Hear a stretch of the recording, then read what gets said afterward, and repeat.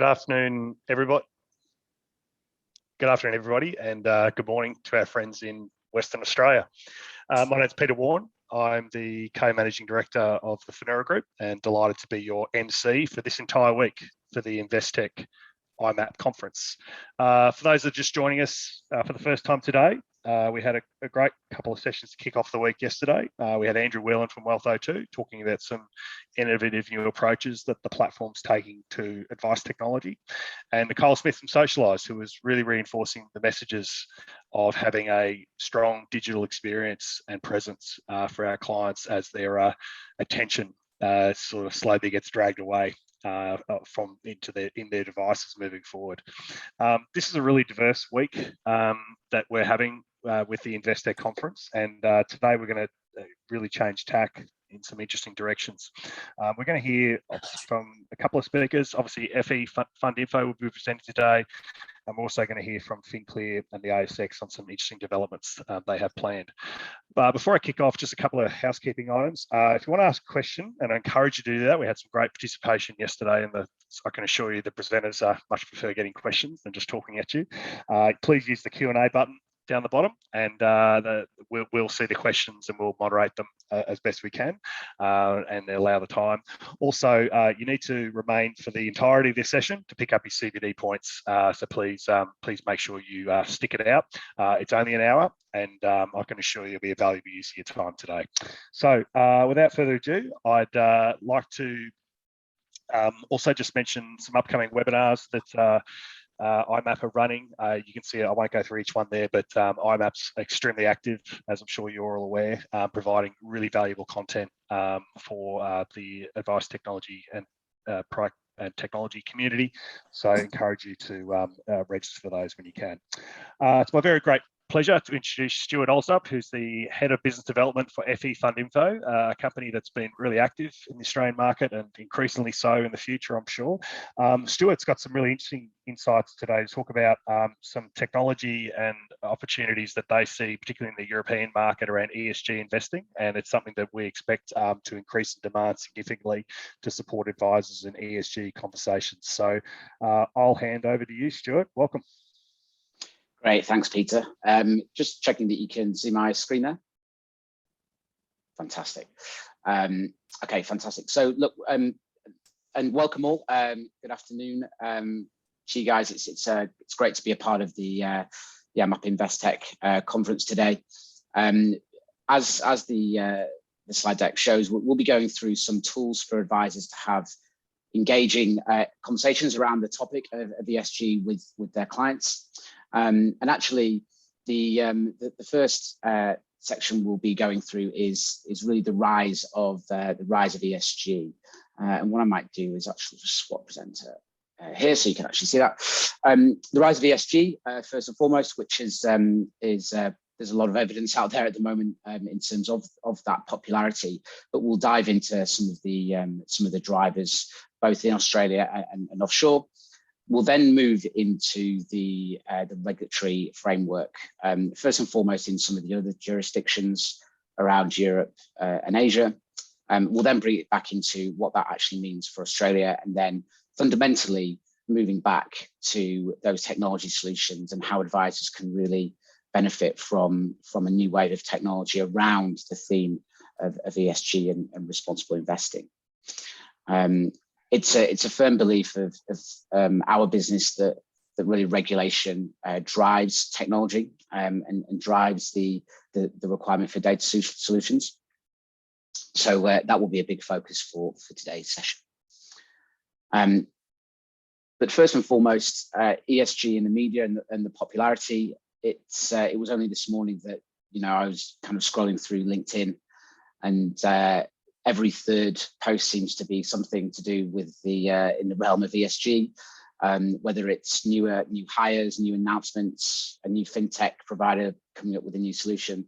So there's a lot of content out there that kind of rides the wave of ESG news and collateral, including, of course, the regulators who are starting to take an interest into some of this, particularly around ASIC's review of greenwashing, and only a couple of weeks ago with APRA outlining plans and the prudential guidance around climate risks. But first and foremost, we'll kind of look at some of the studies that have been done that kind of start to unpack this a little bit. For those of you who don't know RIA, so the Responsible Investment Association of Australasia, they ran a study last year that started to look at some of the consumer attitudes around responsible investing. And as you would expect, the key stats here to pull out of this slide would be around the fact that 86% of Australians believe it's important that their financial advisor asks them about their interests and values in relation to their investments, which is a pretty obvious one.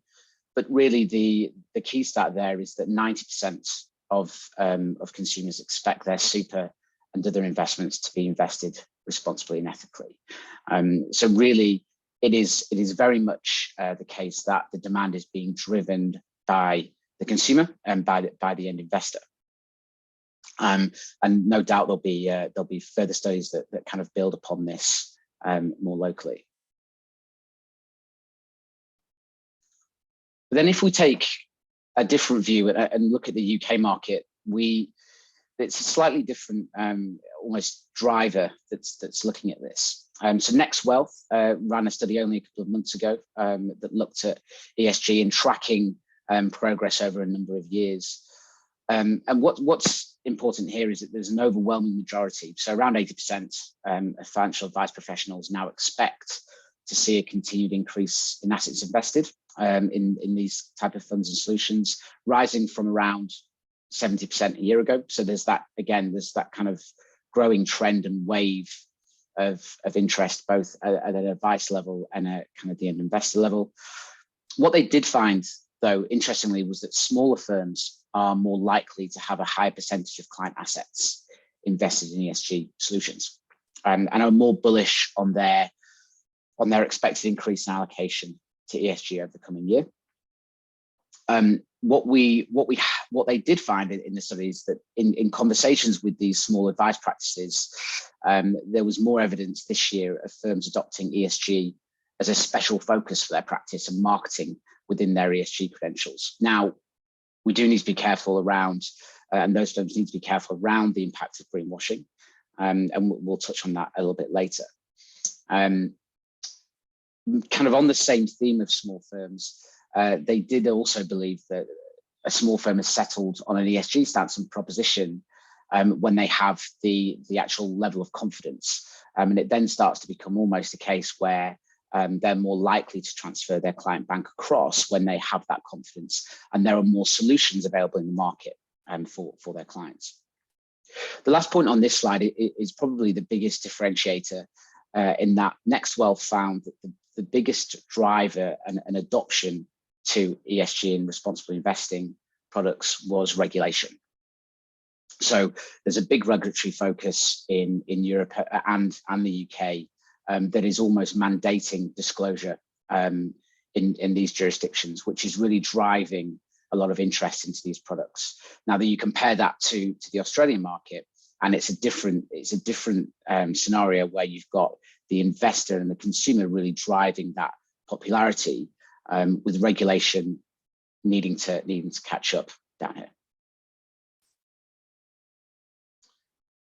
We then actually did write a white paper a few months ago, just looking at more of the ESG framework and more looking at the managed funds market and some of the products that have been launched over time. And really this adds to the theme and the reason for the popularity of these products. So you can see here in the past 5 years, there's been a huge spike in the number of solutions that are being created for investors and financial advisors to add within their product solutions. So again, the stats here, 49% of them were launched within the last 5 years, and then almost a third were launched within the last 3 years. And again, that trend is set to continue. It's also interesting to note that a number of those funds within that data set, particularly in the domestic and international equities space, have essentially been rebadged. So if we actually take those out, the fund count, then it would even be more pronounced in terms of those funds that have been launched within the past few years. And then, of course, we can't talk about new product solutions and new themes without really making sure that the returns are there. And the evidence has steadily mounted to support the conclusion that really responsible investing can deliver stronger risk-adjusted returns for investors. There's, again, with RIA, the kind of screenshot on the left, in partnership with the likes of Morningstar, we're able to demonstrate that this is now the case. And it's now generally accepted within the industry that you don't need to sacrifice returns in order to reach your ethical investment goals.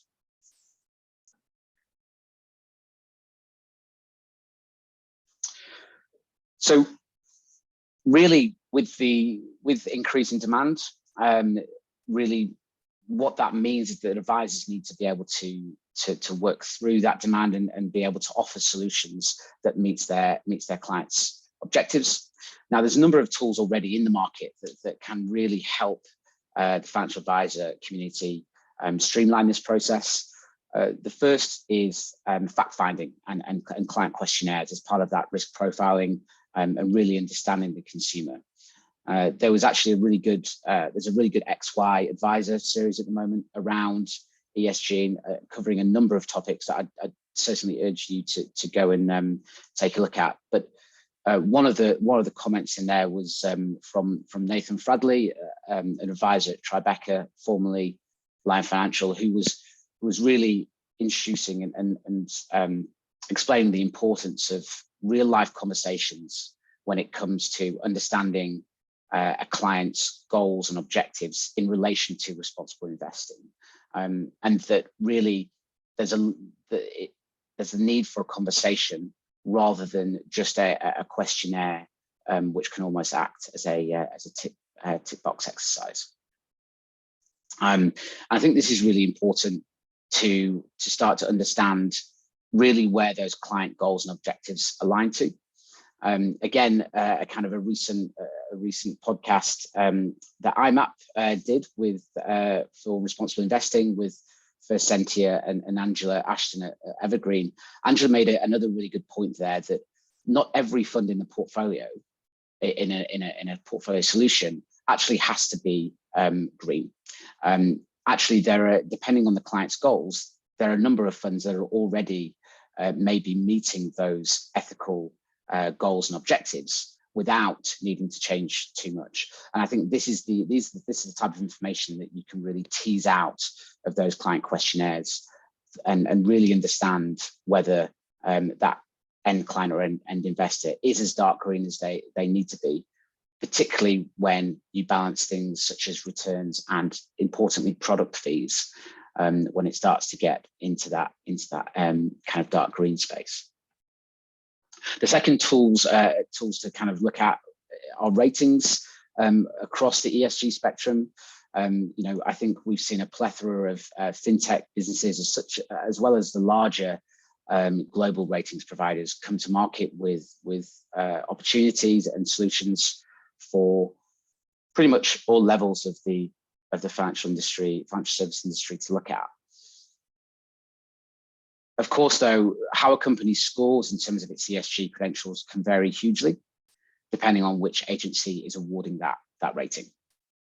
So it's worth pointing out that there's no regulatory framework underpinning these rating systems. ESG ratings shouldn't necessarily be used in its isolation, and actually that independent client-centered research should be carried out by financial advisors, and to some extent, if it's suitable, the investors themselves. But just a quick point on these ratings. Again, the companies which provide these ESG ratings can largely be split into broad categories. Okay, so specialist providers of ESG data, such as Sustainalytics. You've then got index providers such as FTSE, MSCI, which largely collect and publish data based on company records and reports. And then you've got ratings agencies, the likes of Moody's and S&P Global, which evaluate ESG scores in line with their traditional reviews of credit. So really, there's a whole host of options there for financial advisors to look at those ratings across an approved product list. Importantly, though, they shouldn't be taken in isolation, and independent research is required. And then finally, of course, reporting. Very important when we look at how that reporting gets delivered at all levels of the value chain, from companies to product issuers to advisors, then of course to the end investor. But the key point in this slide, and the key point that we'll be taking through into the next few slides, is really around transparency and disclosure. From our perspective, in order to be able to build data solutions for the industry, in order to enhance technology, particularly around these relatively new themes within the industry, transparency from companies, listed companies, fund managers is crucial. So what we'll do now is actually move through into the regulatory landscape, particularly in Europe. It's pretty well known that Europe lead the way when it comes to disclosures and regulation across the ESG spectrum. Now, the first probably key regulation to note is the Task Force on Climate-Related Financial Disclosures, or also known as TCFD. We'll have a few letters coming through in the next few slides, but really the Financial Stability Board created the TCFD in Europe to improve and increase reporting of climate-related financial disclosure. So the task force actually does consist of 32 members from across the G20, and it's actually also chaired by Michael Bloomberg. Really, the key regulation that looks off the TCFD is then moving into the Sustainable Finance Disclosure Regulation, also known as SFDR. And the key point around this piece is the mandatory disclosure element that is linked to the regulation. Now, this is really where we hope that Australia will get to at some point. And the SFDR has been pretty much live now for a few months. Earlier this year, it came into regulation. And then importantly, we move on to the regulatory technical standards, which starts to get a lot more detailed in terms of what that disclosure and templates are expected from fund managers and importantly from financial advisors. I think that's a really important point to note here, that advisors, as part of the regulation, must publish a statement on the website explaining how they select the product that they recommend. And use information available to them from product providers. I think this is increasingly relevant when we look at ASIC and their review of any greenwashing products. We need to remember that greenwashing doesn't just stay with the fund manager, but actually is also kind of applied to financial advisors when they're speaking about how they run their businesses and whether they're aligned to ESG metrics. Now, a key point of that, the regulatory technical standards, which will come into force next year, is, as I mentioned, standardization and templates listing several principal sustainability impact indicators that need to be included within this disclosure from fund managers.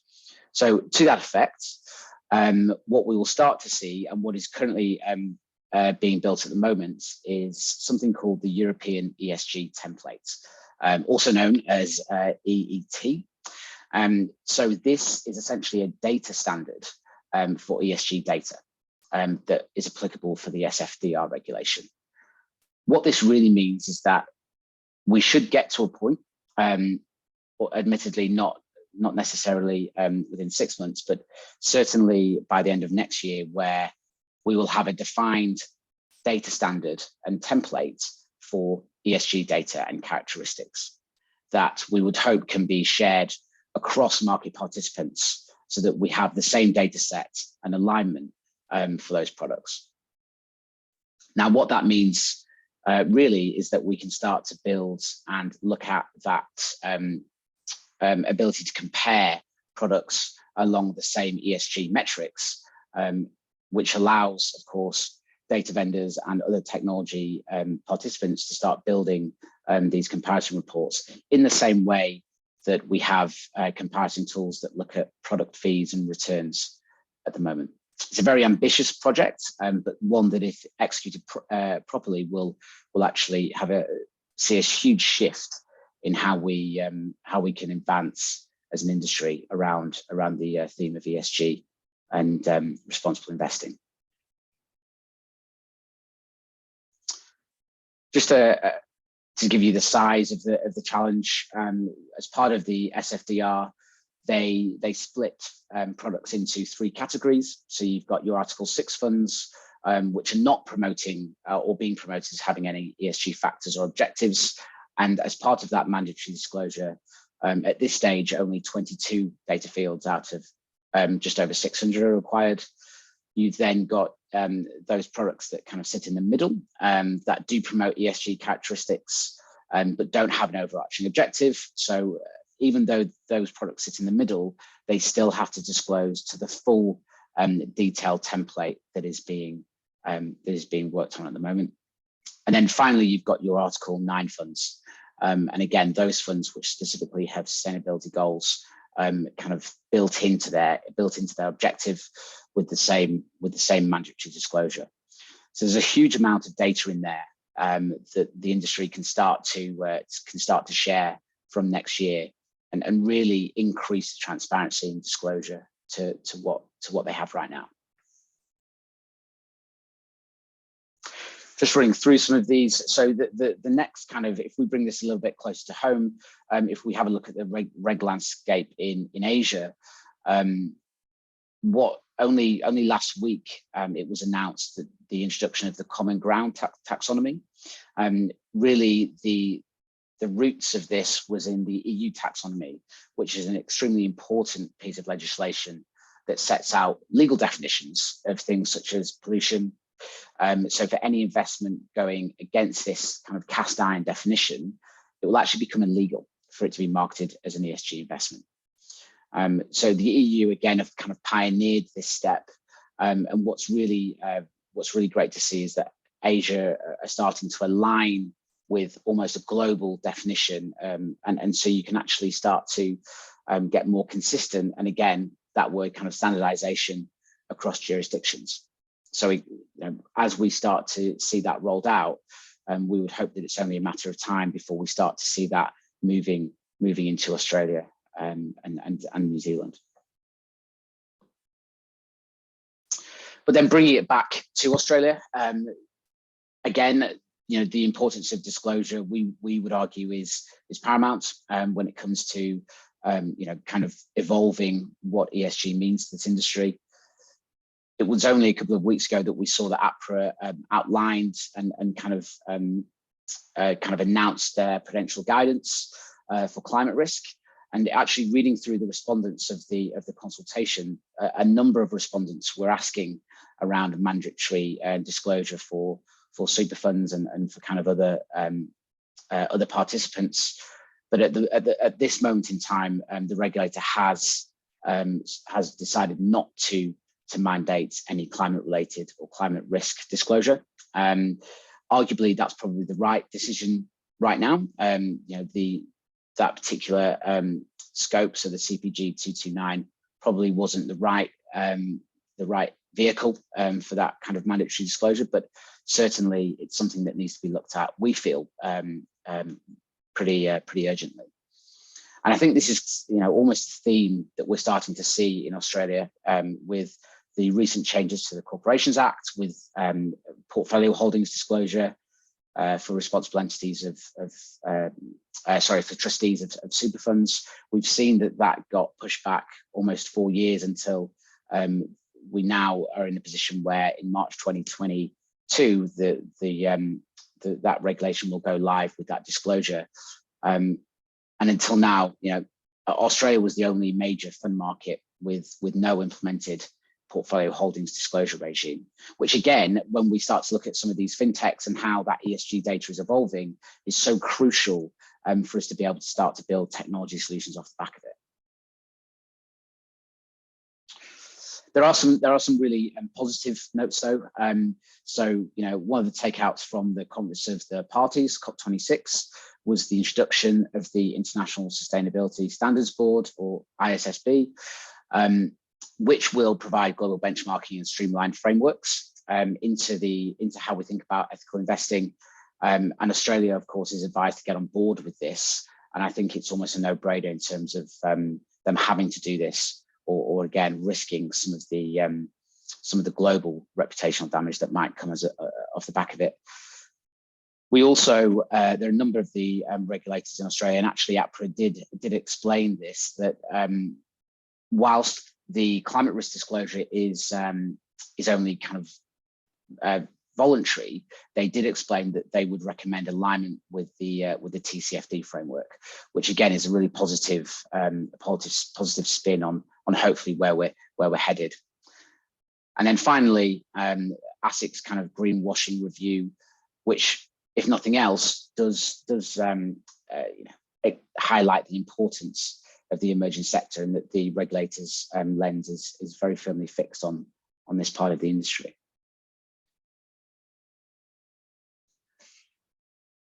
And then just finally, PwC a few months ago again kind of did a pretty in-depth study of across the ASX 200 listed companies, and really a mixed message here, in that 70% of the top 200 companies do have a sustainability strategy, but unfortunately, almost kind of the industry hasn't gone far enough yet in terms of actually disclosing those, and 43% of them don't consider and disclose negative impacts of their value chains.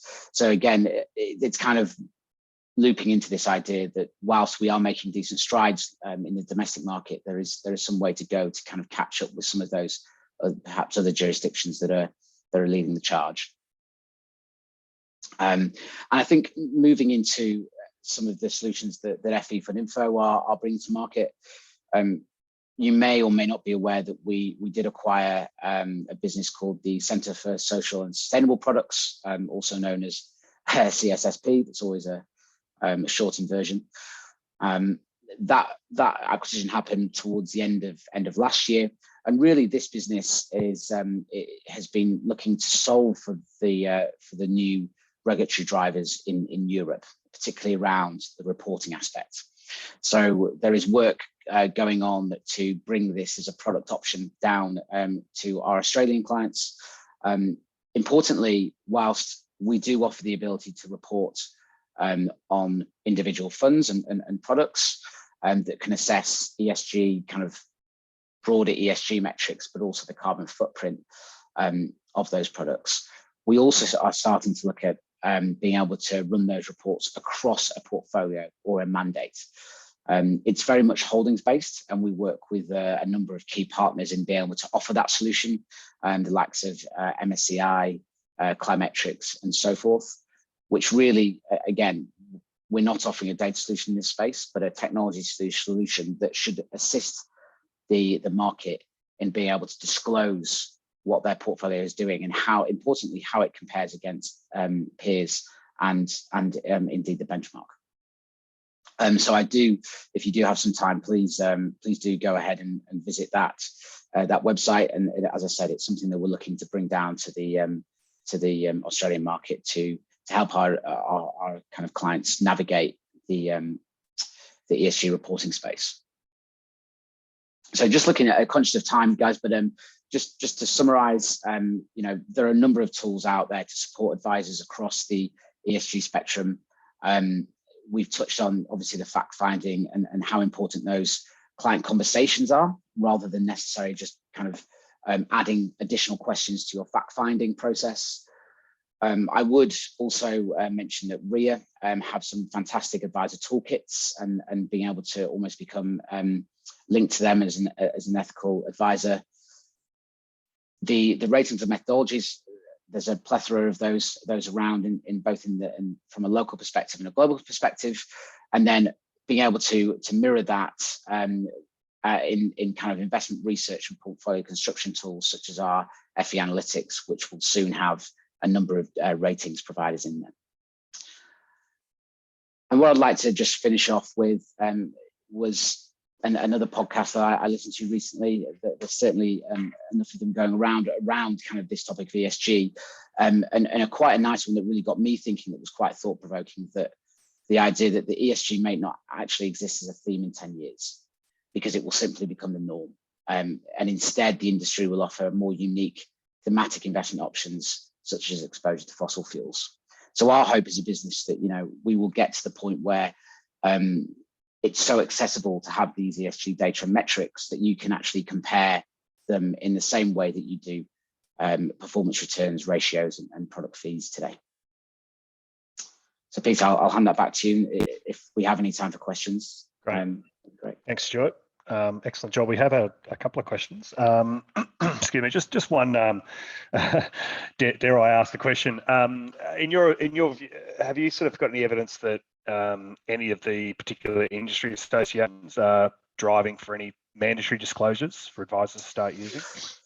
Yeah, definitely. So there's actually the AIST that are kind of pioneering a number of recommendations that they're making out to the industry, and one of them is around essentially mandatory disclosure, initially for listed companies, so that we can actually at least get that tier of disclosure happening within the industry.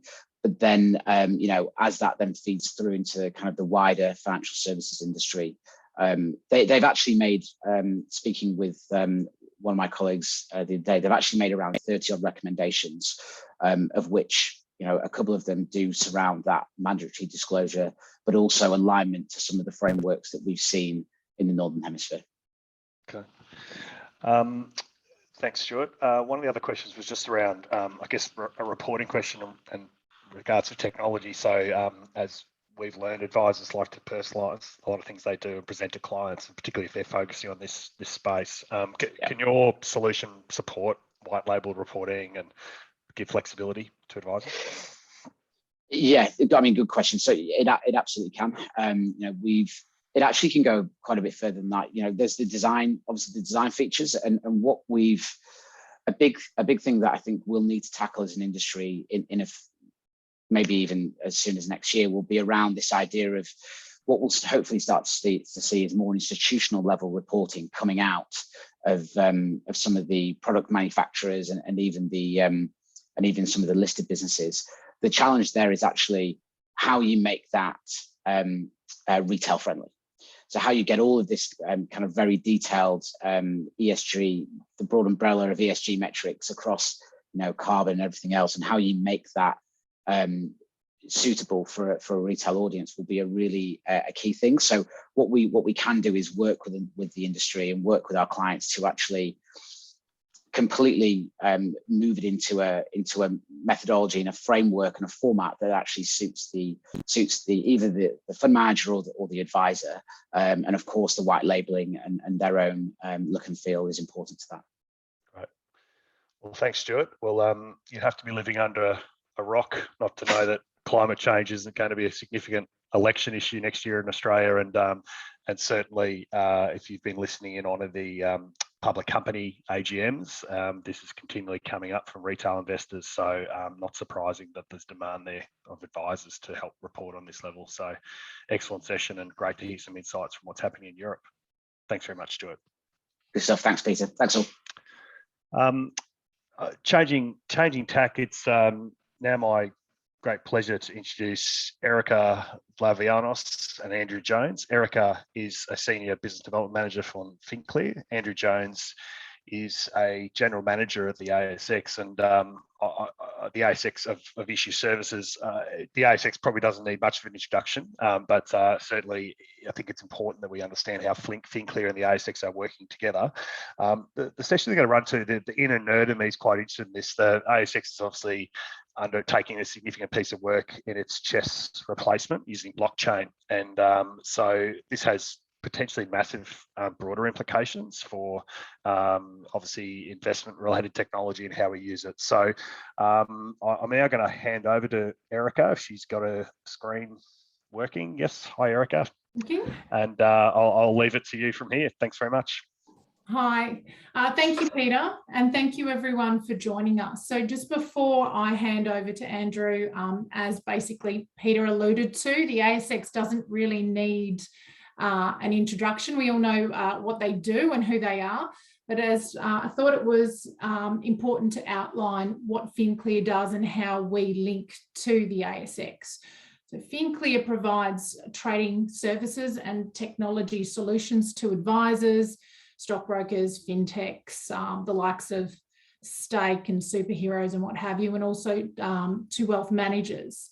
Within our technology stack, we have iBroker, which connects to the ASX, and we also hold various licenses to enable FinClear to execute, clear and settle on our clients' behalf. So that's why we have such a close relationship, and I believe around 15% of all messages going into CHESS are coming from us or iBroker. So anyway, that's a quick overview, and now I'll hand over to Andrew. There you go. Great, thanks very much, Oka. Hopefully everybody can see the screen and the tech is working. Just to introduce myself quickly, my name's Andrew Jones. I'm the General Manager of Issuer Services, which basically means I'm responsible for the listed companies on the ASX platform. I was going to talk a bit today. I've called this presentation CHESS, the value of investing on HIN, but we're going to sort of go a bit broader than that. And I know I've only got about 20 minutes or so, so I'll do my best. And obviously I'm available if people wanted to have a further discussion or even talk one-on-one about some of the things that I'm going to introduce in this presentation. So it's a bit of a teaser. I'm sorry, I've only got a small amount of time. So I'm going to give you a bit of a flavour of the direction the ASX is headed, and also how we're working with participants such as FinClear. So I just want to frame the discussion quickly with this one chart. And I think I haven't put any flags on here, but you can see that there's a marked change in the number of investors on the platform. So just to explain what's going on in this chart, the line is the total number of shareholdings on the platform, approaching, actually, it's just burst through 20 million shareholdings that we store within CHESS for Australians and offshore investors. The bar at the bottom is the number of investors that have an active account on a HIN. Now, people can probably guess what happened at this point last year. And the hint is that's April 2020. So with COVID, the onset of COVID and all of the volatility that came out of the market, you might think this is a relatively odd outcome, but we've had massive growth in investor numbers on a HIN and a massive growth in the number of shareholdings on a HIN. So in fact, if I extended this chart to today, we'd be getting out to 20 million shareholders on a HIN, and on the other axis, this chart, which is about 2.8 here, million HINs, is now above 3 million HINs. So pretty incredible and pretty amazing that all this happened in a period of massive global uncertainty. And you could say, well, okay, this is all COVID, but it's actually much more than that. So there's obviously, as people on this call would be well aware, there was a bunch of economic factors that actually also came into play as COVID launched. Things like low interest rates, uncertainty, and a need or a desire for people to chase yield. And also that you had things like GameStop in the States. So you had a lot of awareness around the stock market, and then you've got the proliferation of low-cost broking models, many of which actually sit on the FinClear platform. So a lot of change resulting in a lot more investors coming in to the ASX on HIN. And so I just wanted to sort of frame the discussion with that, because I think it's a really interesting stat, and it's a trend that appears to be continuing. Probably one that you're observing in your businesses as well, I suspect. So with that in mind, what I wanted to do is talk briefly about what CHESS does. And I don't think people really either need to or do completely understand what is going on under the hood of CHESS. But there's three main things that CHESS does. And CHESS is a piece of software. It's actually a 25-year-old piece of software. And those of you who actually have a bit of development or coding background might have a bit of a giggle to understand that our CHESS system is coded in COBOL, which is a language that's very rarely used in modern businesses anymore, but actually quite extensively used throughout financial markets globally. So it's an aging system that's still coping. but it's being replaced, and we're replacing it with a distributed ledger system that I'm going to talk about a little bit more today. But what does CHESS do? Really, three things. CHESS clears transactions, which basically means CHESS guarantees that anybody who trades on the exchange will get the shares they buy, and anybody who sells will actually be receiving the cash that they're entitled to receive. So effectively, ASX steps in and is the buyer to every seller and seller to every buyer on every transaction. An interesting stat that I've got in that donut chart on the bottom left is that 98% of all trades that come through our exchange are actually netted. So that means at the end of the day, only 2% of the trades actually result in transfers between what we call participants. FinClear is an example of a participant. So it's an extremely efficient platform from that perspective. And it's one of the advantages of settling at the end of day, that we can really net out a lot of the noise that happens throughout the day. Second thing that CHESS does is settlement. So obviously we ensure that after the ASX has stood in the middle and ensured that the money has moved, we then have to actually go and line up the equities. So the participants actually find the equities that they've sold, and the buyers have to actually fund those transactions. So CHESS does all of that. So it's all part of the software. And just in terms of settlement, you can see I've got down the bottom of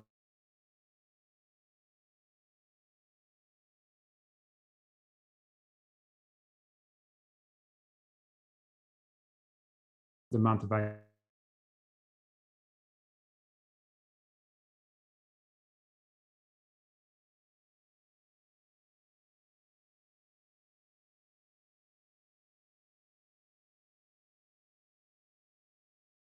Data for about 84% of investments in securities in Australia. Gee, I hope my connection's still okay. I just got a bit of a note saying connection was a bit flaky. Can somebody just mention if it's still okay? Yeah, you're going fine now. Okay, great. Sorry, I got that little warning. So 84% of all investors in Australia will hold their investments via a HIN. The other 16%, of course, is investors who hold their investments on an SRN. So the advantage, of course, is in being via a HIN is that investors can trade their securities on ASX Trade. If you're on SRN, there are ways to trade, but you're not actually directly trading via the exchange. Investors would move their securities onto a HIN and then trade. I'm going to talk a little bit more about the HIN in a minute. But before we do that, I wanted to talk a little bit around the blockchain and what we're building. So ASX actually, we provided a name for our blockchain system the other day. It's called Symphony. And what I wanted to do is talk a little bit about what it is that Symphony is and how that relates to CHESS that I've just described. So Symphony is what we call a private permission blockchain. So if you compare the cryptocurrencies of Ethereum, Bitcoin, etc., they run what is called a decentralized and completely autonomous blockchain. The ASX system will be centralized in the sense that the consensus algorithm, you've probably heard of things like proof of work, which can be quite expensive and quite slow. The ASX actually takes the consensus algorithm in our blockchain, and we actually run it ourselves. And that means we can, as a trusted counterparty, we can run the system a lot quicker, a lot cheaper, and a lot more energy efficiently. So we're building this blockchain, and on the blockchain run things called smart contracts. And the first and the largest smart contract is CHESS. And so CHESS is this effectively the sub-register, and with the three services sitting on top, clearing, settlement, and issuer services. So in effect, what that is a very large smart contract running on a distributed ledger system that we have built. Now, that's kind of interesting. And you might say, well, so what? And to a certain extent, that's exactly the question to ask. So on one level, once we've done this, all people will see is a slightly more modern back office system that the ASX will run, easier connectivity, slightly faster transaction processing, more security, more resilience. But probably the more interesting element of the ASX blockchain system that's being built is the businesses, the advisors, the corporates that actually connect to the blockchain. So on day one, we will have the CHESS system running, and we will have every issuer in Australia every large investor, every bank, for example, every participant like FinClear will be connected in some way to our blockchain. And that's kind of interesting. That's an interesting network. All those participants and investors are currently connected, but connected in a very direct way. So they all come through the ASX. In the future, they will be able to not only connect and come source information from the ASX, but they'll be able to connect to each other via our blockchain. So, and this is where things start to get quite interesting. So obviously we have CHESS, and CHESS will be the largest and the first application that runs on our blockchain. But it's an open platform, and the invitation then is open for others to put smart contracts on our system. So as I've moved the CHESS system over to the side, we expect other businesses to write registry applications, custody applications, possibly advice applications in the smart contracting language called DAML that we have chosen. And rather than connecting through messages to CHESS or through a counterparty to CHESS, we'll have the ability to actually connect directly into CHESS using a smart contracting language that actually reads straight from our ledger or from our blockchain. And again, I mean, that speeds things up, that makes connectivity easier, it makes everything a little bit simpler. But where it starts to get very exciting is when other businesses other than the ASX start to build other applications that use our blockchain for things other than securities. So for example, we have a company right now that's building a superannuation subregister, a bit like our CHESS subregister. And that register will have other applications that plug into it. We have a business that's building a private equity register. So the ownership of private assets can be stored on the ASX blockchain. And then registries and advisors will plug into that. We have, interestingly, and this has got nothing to do with securities, we have KPMG building a building code business that will actually run on our ledger. So KPMG won a tender with the New South Wales government to track building materials. It all came out of the Mascot high-rise issues, where the government put out for tender a requirement for actually providing the government with a very transparent tracking mechanism for all building inputs. So KPMG are building that on our system. So connecting into that will be developers, insurers, etc. And then we have other, even more left field businesses that are building track and trace. We talked about ESG a minute ago. That's a huge use case on the distributed ledger, tracking something like a carbon credit from cradle to trading. So all of these things, the light blue things, represent applications that run on our ledger that the ASX has not provided.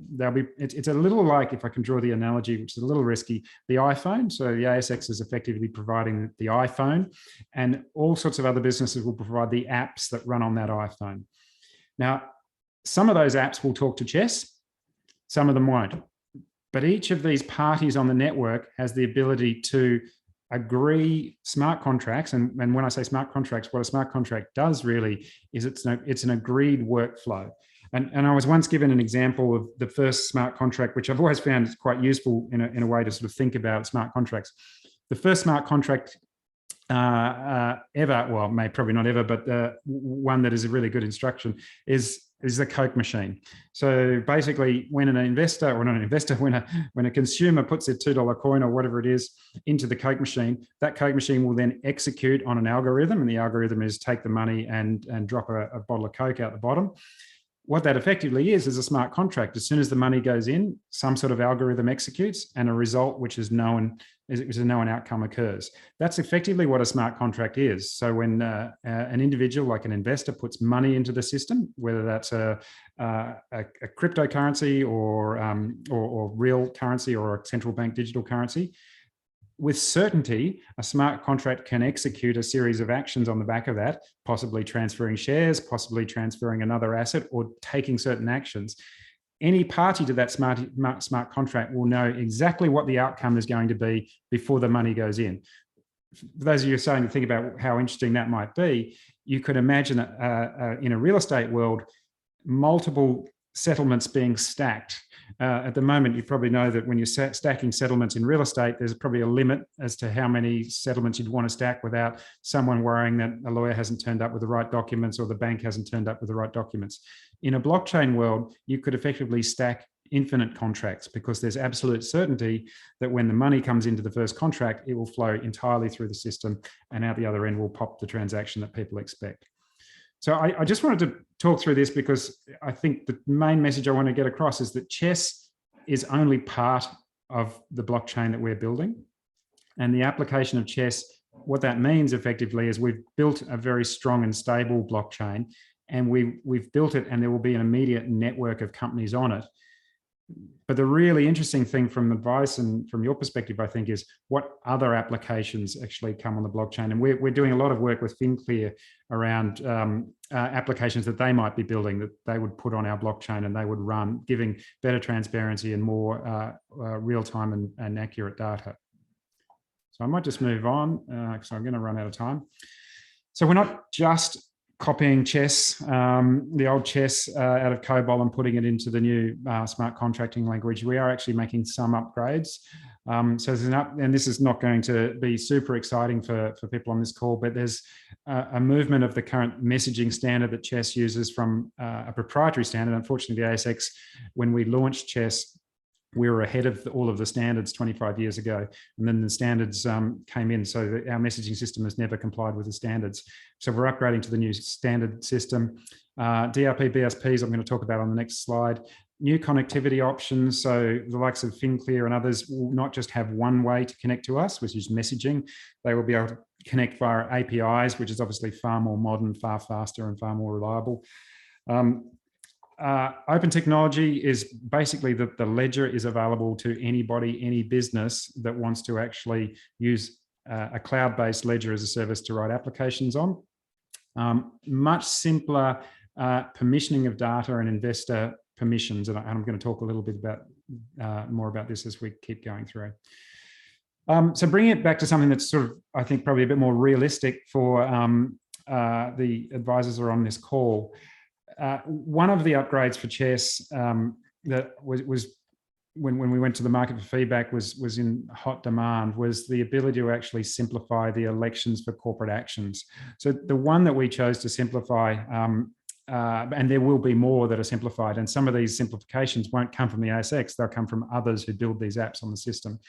But the one that we did choose to simplify was the DRP elections. So at the moment, the process is pretty convoluted for, well, not necessarily convoluted, but it's the workflows would be complex, where you are executing an instruction to say subscribe to a DRP for your client, and the client has say half a dozen or so investments.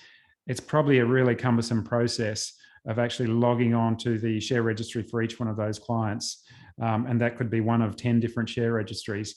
The registry will then register that preference of being in or out of the DRP and then send that message across to us, across to the ASX chess. The new system, and when I say the new chess system, I should have given you a date. April 2023 is when this will go live. We actually are, the software is complete, it's delivered. We're just in industry testing phase at the moment. That's a long phase because we need to make sure that the entire market can work with the new system.